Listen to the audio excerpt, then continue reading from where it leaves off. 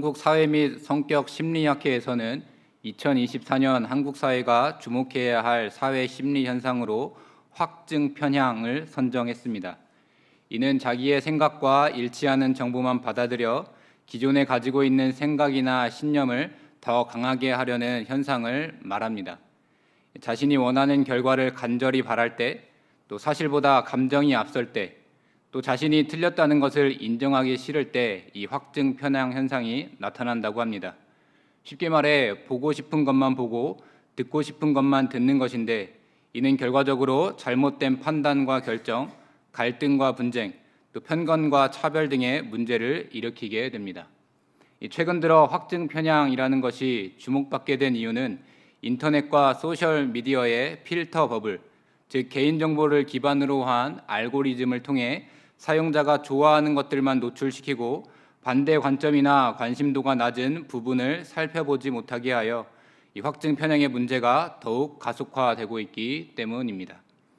더 큰 문제는 비슷한 시각을 가진 사람들이 모여 형성된 커뮤니티 내에서 이 맹목적인 친근감으로 하나가 되고, 또 자신들만의 옳음을 추구하는 특별한 단체라는 인식으로 똘똘 뭉쳐서 이 사회에 부정적인 영향을 미치는 사례들까지 비일비재하게 나타내면서 이에 대한 해결 방안과 예방법들이 더 필요하게 되는 것입니다.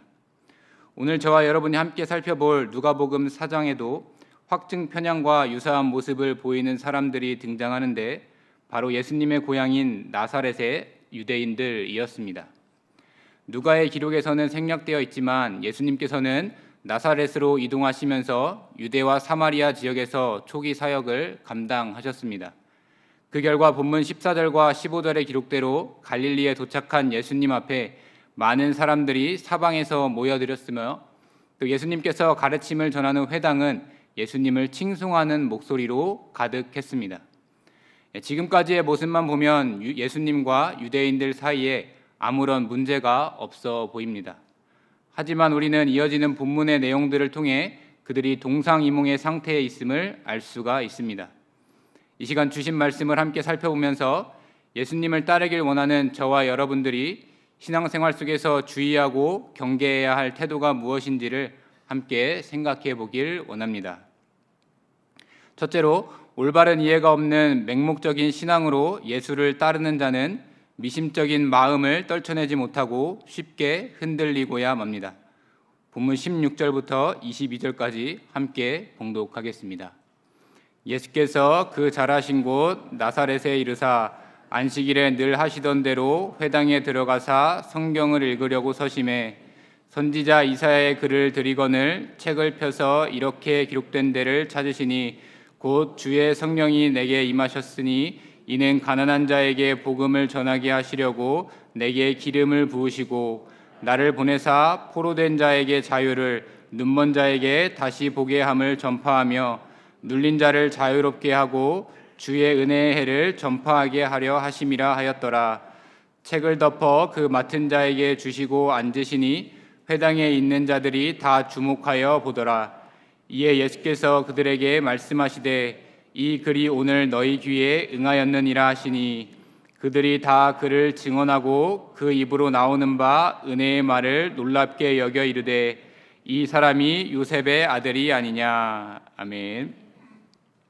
나사렛에 도착한 예수님께서는 회당으로 들어가셨습니다.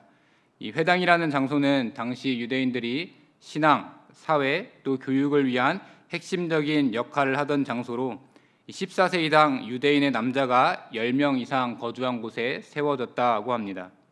이곳에서 유대인들은 예배를 드렸고 안식일 이외에는 회관이나 학교 혹은 모임의 장소로 사용했다고 합니다. 예수님께서는 어렸을 때부터 늘 하시던 대로 안식일에 예배를 드리기 위해 회당으로 들어가셨습니다. 한 가지 특별한 점은 본문 16절 하반절의 기록대로 예수님께서 성경을 읽으려고 일어섰다라는 것입니다. 즉 예수님께서 듣는 자로서가 아니라 가르침을 주기 위한 선생으로 참석하였다라는 것입니다.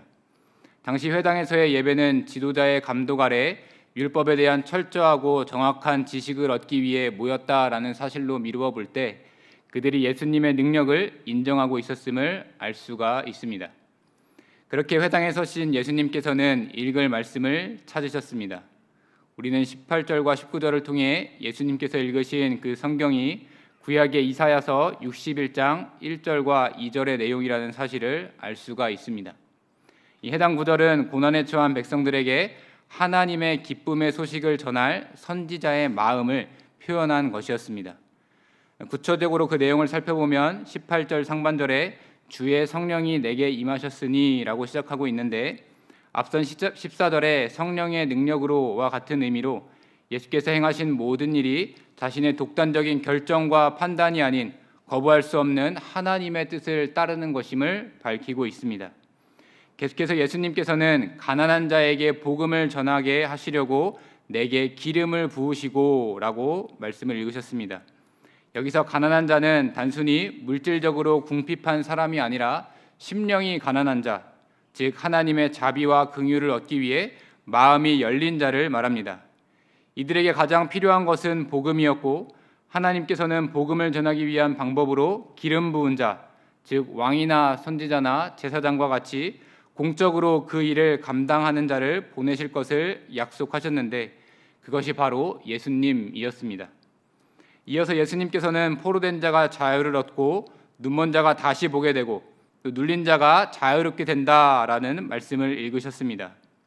이 구절에서 강조하는 자유라는 것은 하나님께서 공적인 신분을 가진 메시아를 이 땅에 보내신 목적이었습니다. 과거 바벨론의 때와 같이 많은 사람들은 죄의 포로로 붙잡혀 있었고, 그 결과 육적으로도 영적으로도 눈이 멀어 진리를 분별할 수 없는 상태에 놓여 있었으며, 억압되어서 스스로의 능력으로는 아무것도 할 수 없는 상태를 해결해 줄 자가 바로 그들의 눈앞에 있는 예수님임을 선언하고 있었던 것입니다. 마지막으로 예수님께서는 19절의 기록대로 주의 은혜의 해를 전파하기 위해 메시아가 기름 부음을 받고 보내심을 받았다라는 말씀을 읽으셨습니다. 여기서 주의 은혜의 해는 땅이 원래 주인에게 돌아가고 종들이 해방되어 사회개혁이 일어나는 희년을 말하는 것입니다. 동시에 하나님의 통치가 일어나는, 즉 사탄의 권세에서 해방되는 것과 죄사함 그리고 구원이 시작되었음을 알리는 것이었습니다. 결과적으로 구약시대부터 오랫동안 기다려왔던 하나님의 약속이 이제 이루어졌음을 선포하는 말씀이었던 것입니다. 그 결과 사람들은 본문 20절 하반절의 기록대로 예수님을 주목하여 보게 됩니다. 허나 그들은 예수를 메시아로 믿고 신뢰하는 것이 아닌 그저 기적과 능력으로 촉망받는 이 예수님과 친해져 볼 기회 정도로만 생각한 것 같습니다. 무엇보다 저 예수가 본인들이 익히 아는 이사야서의 말씀까지 전하고 있으니 자신들과 생각이 통하는 자라고 여겼을 것입니다. 하지만 예수님께서는 그들의 생각과 판단을 뛰어넘어 본문 21절의 기록대로 이 글이 오늘 너희 귀에 응하였느니라 라고 말씀하셨습니다. 쉽게 표현하면 너희가 방금 들은 그 성경 말씀이 오늘 바로 지금 이루어졌다라는 말입니다. 이때부터 회당에 모인 사람들의 마음에는 약간의 의문이 생겼던 것 같습니다.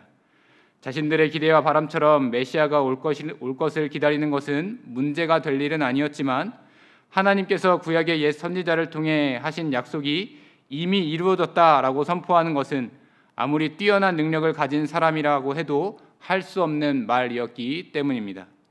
이 말을 들은 사람들은 처음에는 22절 상반절의 기록대로 예수님의 당찬 선포를 듣고 은혜로운 말, 즉 수려하고 아름다운 말씀씨를 놀랍고 기이하게 받아들이기는 했지만, 결국 22절 하반절의 기록대로 이 사람이 요셉의 아들이 아니냐라는 반응을 보이며 의아해하게 되었습니다.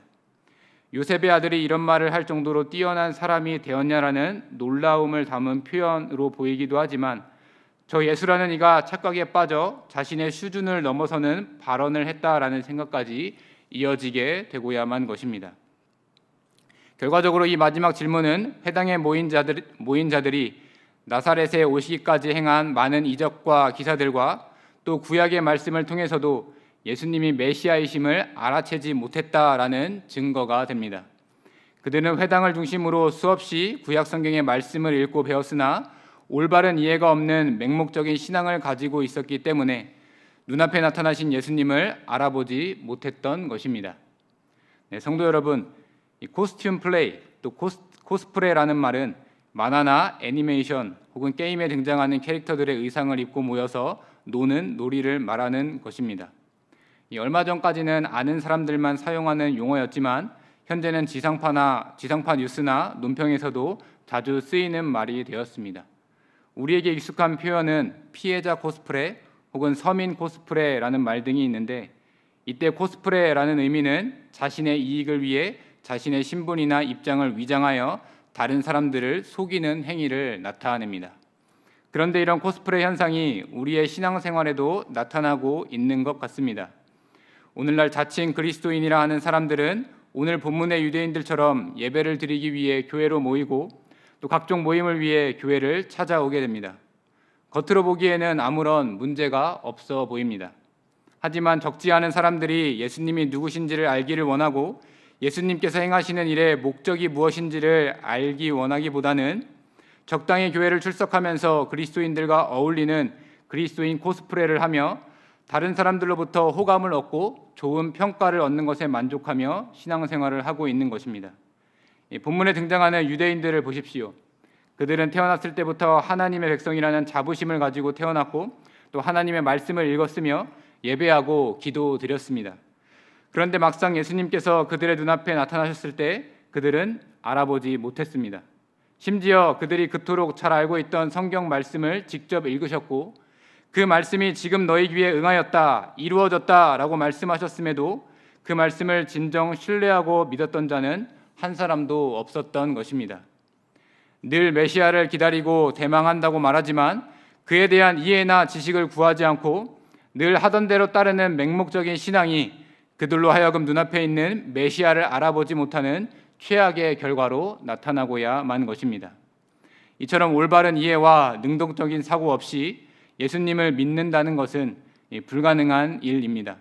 물론 예수님께서 보여주시는 놀라운 말과 행동으로 인해 그가 정말 메시아이신가라는 생각을 잠깐 가질 수는 있지만 분명하지 못하고 마음이 놓이지 않는 미심적인 단계의 신앙은 결과적으로 쉽게 흔들리고야 마는 것입니다. 이런 모습을 본보기로 삼아 우리 경영의 성도들의 신앙생활은 단순히 코스프레로 그치지 말아야 하겠습니다. 온전히 예수님을 따르는 제자가 되어야 하는 것입니다. 그렇다면 그 방법은 무엇입니까? 바로 예수님이 누구신지, 그분이 내게 주신 은혜가 무엇인지를 예배를 드릴 때마다 또 각종 모임으로 모일 때마다 생각해 보는 것입니다. 뿐만 아니라 일상 속에서 체험한 말씀의 은혜를 나누며 증거하며 살기를 힘써야 하는 것입니다. 물론 이것은 쉽지 않은 일임에 분명합니다. 당장 눈앞에 있는 예수님을 알아보지 못하는 것이 우리들의 현실의 모습인데 보이지 않는 주님을 올바르게 이해하고 그분을 알기 위한 능동적인 생각에 집중하는 것은 어쩌면 이상에 가까운 일일지도 모르겠습니다. 그러나 나의 현실과 조건 때문에 예수님을 만나는 자리를 멀리하고 패하고 포기하게 되면 주님께서 말씀하신 주의 은혜의 해는 곧 철저한 심판을 받는 보복의 날로 우리에게 다가올 것입니다. 그렇기 때문에 저와 여러분들은 낙심되고 근심에 눌릴 때, 또 희망이 사라지고 버려진 것과 같은 소외감을 느낄 때, 또 마음이 답답하고 괴로워 눈물이 흐를 때일수록 은혜로 찾아와 주시는 주님을 만나는 자리로 발걸음을 옮겨야 합니다. 그리고 그 한 걸음은 성령의 인도하심으로 말미암아 예수님을 올바르게 알게 하는 시작이 되고 능동적으로 예수님을 더 만나고자 하는 열망으로 이어지게 되고야 말 것입니다. 언젠가 우리는 그토록 바라던 주님을 만나 뵙게 될 것입니다. 그때 저와 여러분들은 이분이 정말 메시아이실까라는 미심적인 마음을 품어서는 안 될 것입니다. 흔들림 없이 이 사람이 바로 내가 믿는 메시아이십니다라는 확신에 찬 고백을 내어놓아야 할 것입니다. 그리함으로 내게 복음을 주시고 또 자유를 주신 주님을 기쁘게 맞이해야 하는 것입니다. 그날이 올 때까지 교회를 중심으로 모이기에 힘써 예수님에 대한 올바른 이해와 능동적인 사고를 나누는 이 일에 진력하며 살아가는 우리 경영의 성도님들이 되시기를 이 시간 간절히 바랍니다. 둘째로, 내 뜻이 이루어지기를 바라는 탐욕적인 믿음으로 예수를 따르는 자는 노여운 마음을 다스리지 못하고 쉽게 분노하게 됩니다. 우리 23절부터 30절까지 함께 봉독하겠습니다. 예수께서 그들에게 이르시되 너희가 반드시 의사야 너 자신을 고치라 하는 속담을 인용하여 내게 말하기를 우리가 들은 바 가버나움에서 행한 일을 내 고향 여기서도 행하라 하리라. 또 이르시되 내가 진실로 너희에게 이르노니 선지자가 고향에서는 환영을 받는 자가 없느니라. 내가 참으로 너희에게 이르노니 엘리야 시대에 하늘이 3년 6개월간 닫히어 온 땅에 큰 흉년이 들었을 때에 이스라엘에 많은 과부가 있었으되 엘리야가 그중 한 사람에도 보내심을 받지 않고 오직 시돈 땅에 있는 사렙다의 한 과부에게 뿐이었으며 또 선지자 엘리사 때에 이스라엘에 많은 나병 환자가 있었으되 그중 한 사람도 깨끗함을 얻지 못하고 오직 수리아 사람 나아만 뿐이었느니라. 회당에 있는 자들이 이것을 듣고 다 크게 화가 나서 일어나 동네 밖으로 쫓아내어 그 동네가 건설된 상 난떨어지로까지 끌고 가서 밀쳐 떨어뜨리고자 하되 예수께서 그들 가운데로 지나서 가시니라. 아멘. 네, 이어서 예수님께서는 본문 23절의 기록대로 의사야 너 자신을 고치라고 말씀하십니다. 이 속담은 남의 병을 고치는 사람은 자신의 병부터 고치는 것이 우선이 되어야 한다라는 의미를 가지고 있는데 그 말대로 나사렛 사람들은 예수, 내가 정말 메시아라면 가브나움에서 행했던 모든 기적들을 고향에서도 똑같이 행해야 한다. 요셉의 아들 예수야, 내가 정말 하나님으로부터 보냄받은 사랑이라면 당장 그 사실을 입증해봐라 라는 마음을 가지고 있었습니다. 하지만 고향 사람들의 요구를 들어주는 것보다 성령을 통해 인도하시는 하나님의 뜻을 이루어가는 것을 더욱 기뻐하신 예수님께서는 곧장 선지자가 고향에서는 환영을 받는 자가 없다라는 말씀을 하셨습니다. 이 말은 제 아무리 위대한 사람도 가까운 사람에게는 멸시를 받게 된다라는 말로 예수님 역시 마찬가지로 그를 잘 알고 있다라는 선입견을 가진 사람들로 인해 여러 어려움을 겪게 될 것임을 알리는 말이었습니다. 이와 같이 예수님이 진짜 메시아라는 이 사실에 대해 의구심만 품고 알기를 원하지 않았던 사람들, 또 설사 그가 진짜 메시아라 하더라도 자신의 뜻과 욕구를 들어주지 않는다면 아무 필요가 없다라고 말하는 사람들 앞에 예수님께서는 25절부터 27절의 기록대로 구약의 두 가지 사건을 언급하십니다. 먼저 열왕기상 17장에 기록된 내용인데 그 배경은 아합과 이세벨이 갈릴리와 사마리아를 다스렸던 때입니다. 잔혹하고 부패했던 그들은 폭풍의 신이라 불리는 바알을 섬겼습니다. 또 그들의 폭정으로 인해 많은 사람들이 그 우상신을 섬길 수밖에 없었습니다. 이때 하나님께서는 엘리야 선지자를 보내셨습니다. 또한 그들이 섬기는 우상이 무능하다는 사실을 알게 하기 위해 3년 6개월 동안의 가뭄을 내리셨습니다. 그런 중에도 하나님께서는 엘리야를 이스라엘의 적이었던 시돈의 사렙다라는 지역에 사는 한 이방 과부에게 보내셨습니다. 그녀 역시 식량과 물이 바닥난 상태였지만 하나님의 선지자 엘리야를 기꺼이 섬긴 결과 그의 아들과 함께 그녀는 하나님의 약속, 즉 구원을 받게 되었습니다. 이어서 예수님께서는 열왕기하 5장의 내용을 말씀하십니다. 이는 엘리사 선지자가 활동하던 때로 당시 이스라엘에 많은 나병 환자가 있었던 시기였지만 이스라엘 백성 중에는 하나님의 선지자 엘리사로부터 치유받은 사람이 없었습니다. 그런데 이스라엘의 원수 국가의 아람의 군대 장관인 나아만이 엘리사의 능력을 인정하고 찾아와 나음을 입었습니다. 특별히 성경은 이를 두고 깨끗함을 얻었다라고 말하는데 이는 당시 유대인들에게는 받아들일 수 없는 표현이었습니다.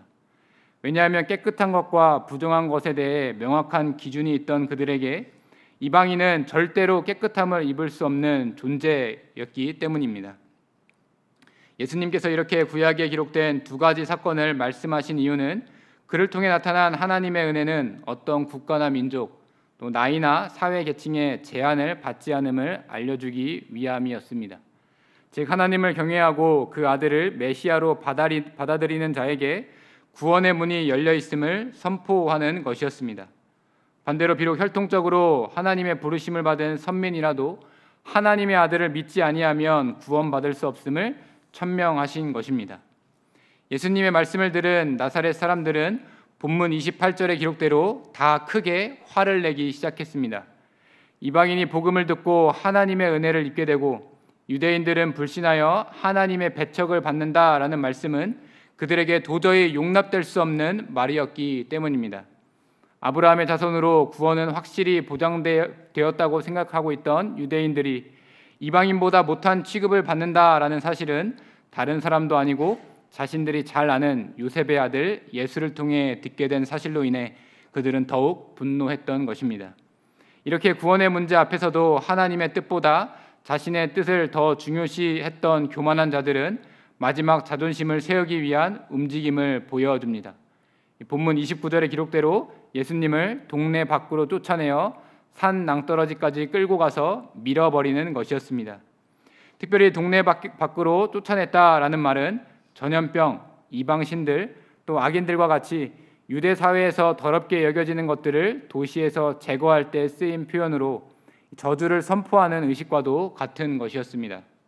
또한 낭떠러지에서 사람을 밀쳐 죽이는 것은 유대인들의 형벌로 민족을 반역한 범죄자들이 받았던 형벌이었습니다. 결과적으로 나사렛 사람들은 민족의 반역자요 쓸모없는 자인 예수님을 처단하여 그들의 배척을 정당화하려고 했던 것입니다.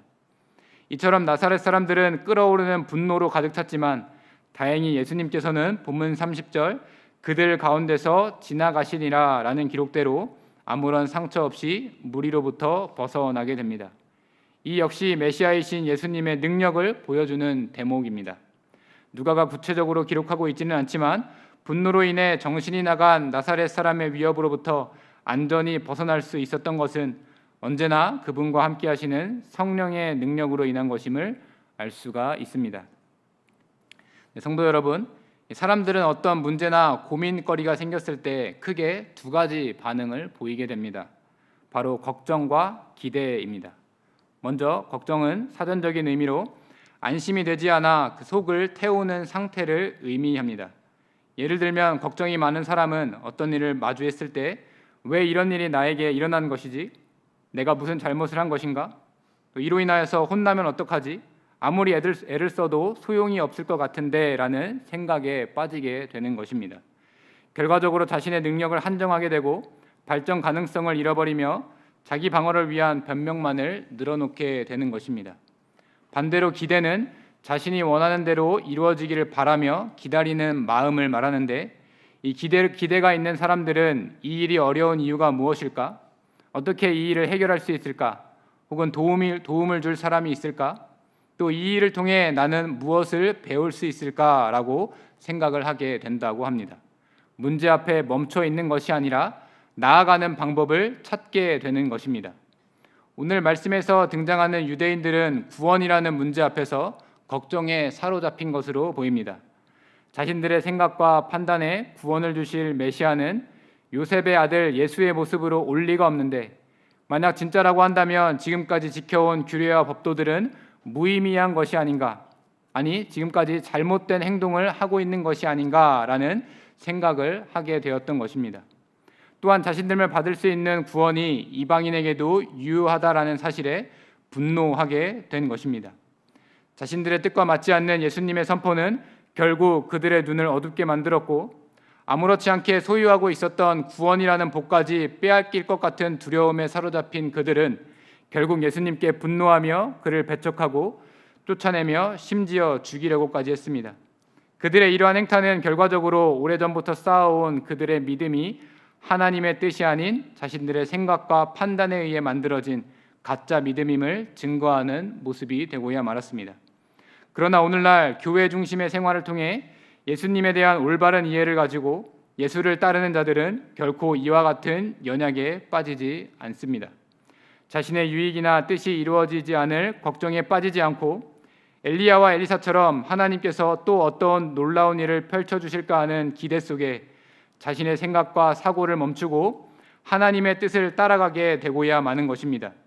그리고 그 결과는 내가 받은 구원의 복을 전파하고 함께 소유하는 참 기쁨으로 이어지게 되고야 맙니다. 그렇기 때문에 하나님의 뜻이 무엇인지 구하는 마음을 중심에 두고 예수를 따르는 자들이 모인 교회 공동체는 현재 상태에 유지하는 것에 만족하지 않습니다. 하나님께서 교회를 통해 행하실 일을 기대하며 자기 욕심을 채우려 하는 자들의 반대와 배척과 방해 속에서도 걱정과 수렁에 빠지지 않는 것입니다.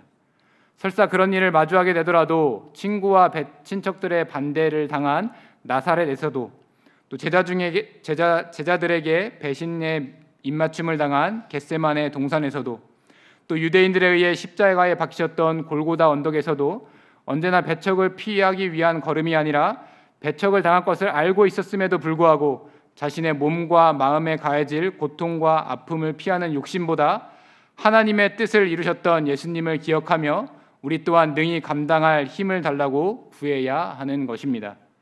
자신들의 바람이 이루어지지 않는 것에 대한 분노와 혈기에 사로잡힌 사람들의 마음까지도 하나님의 뜻을 이루기 위해 넉넉히 다스리신 예수님을 따라 여전히 우리 신앙생활 가운데 찾아오는 걱정의 파도를 평안히 잠재우고 무슨 일을 통해서든지 하나님의 뜻이 이루어질 것이라는 기대 속에 순종하는 마음으로 늘 따라가는 경영의 성도님들이 되시기를 간절히 바랍니다.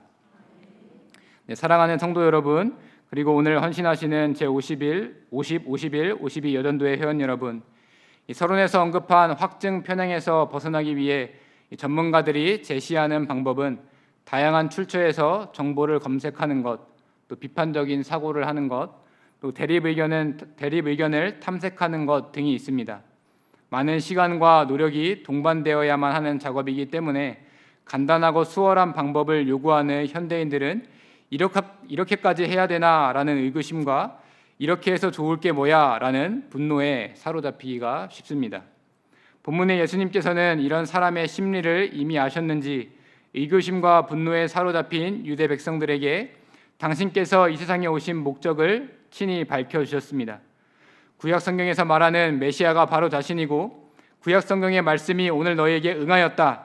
은혜의 해를 전파하는 메시아가 바로 나라는 사실을 선포하셨습니다. 유대인들은 성경의 기록대로 그분이 어떤 분이신지를 알고 그분의 뜻이 무엇인지를 생각해야 했지만 그분이 자신들이 만들어 온 기준에 얼마나 부합하는지를 확인하는 일에만 매몰되었습니다. 결국 예수님을 향한 그들의 칭송은 알맹이 없는 환호성일 뿐이었고 그동안 그들이 유지해왔던 신앙은 한낱 코스프레에 불과했습니다. 뿐만 아니라 지금까지 자연스럽게 여겨왔던 구원에 대한 걱정은 그들을 두려움에 사로잡히게 만들었고 그 두려움은 분노로 변하여 나타났습니다. 자신들의 잘못과 부족함이 명확한데 그 실패의 원인을 타인이나 어떤 상황이나 환경의 탓으로 돌리는 모습으로 나타나고야만 것입니다. 이런 실수에 빠지지 않고 예수님에 대한 올바른 이해와 능동적인 신앙을 유지하기 위해 우리는 교회 중심의 생활에 더욱 힘써야 합니다. 또한 언제나 나의 작은 뜻보다 크고 위대하신 하나님의 뜻이 나를 통해 또 교회를 통해 어떻게 이루어질지를 기대하는 마음을 가지고 배척을 당해 쫓겨날지라도 예수님처럼 묵묵히 순종하며 나아가야 합니다. 때론 우리 눈에는 실패한 것과 같은 결과가 나타나더라도 결국 당신의 뜻을 이루어내시는 하나님을 끝까지 신뢰해야 하는 것입니다. 그러니 성도 여러분, 더 이상 길 잃은 죄인처럼 방황하지 말고 신실히 예수를 따르고 또 충성되이 교회를 섬기는 일에 힘쓰시기를 바랍니다. 또 나아가 이와 같은 신앙과 믿음을 가진 자들로 이 교회가 가득 채워지기를 기대하며 지금 곧 우리 가운데 찾아와 이 글이 오늘 너희 귀에 응하였다라는 주님의 말씀을 함께 선포하는 일에 동참하시기를 바랍니다. 무엇보다 이와 같은 마음을 내게 주신 하나님의 은혜에 진실로 감사드리며 오늘도 예수에 대한 미심적인 마음과 노여운 마음으로 낭떠러지 앞에 흔들리고 분노하는 자들을 온전한 주님의 형상으로 회복시키는 사명이 바로 나에게 주어졌음을 알고 각자의 현실 속에서 합당한 모습으로 귀하게 쓰임받고야만 하는 경영의 성도님들이 되시기를 이 시간 주님의 이름으로 간절히 축원드립니다.